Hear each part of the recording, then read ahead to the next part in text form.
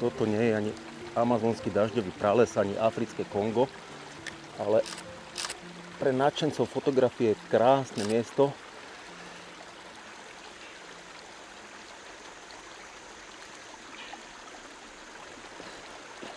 No.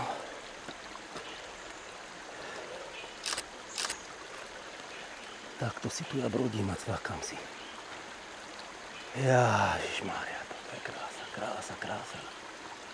Ale nikomu o tom nepoviem, lebo by to tu zdevastovali.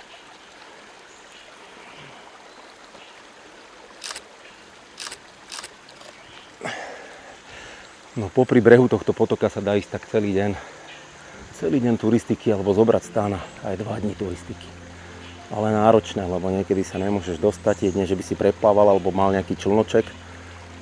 Musím to obchádzať kadeť do lesa a späť. Tak, tu si pekne dáme statívček a dáme si dlhý čas. ND filter máme.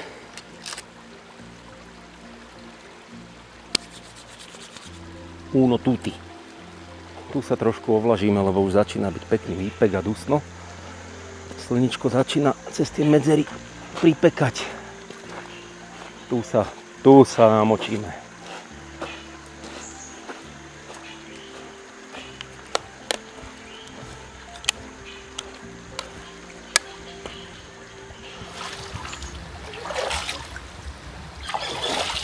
Ľadové medvede by sa tu vytešili. Nejaké krásne sú tu roklinky.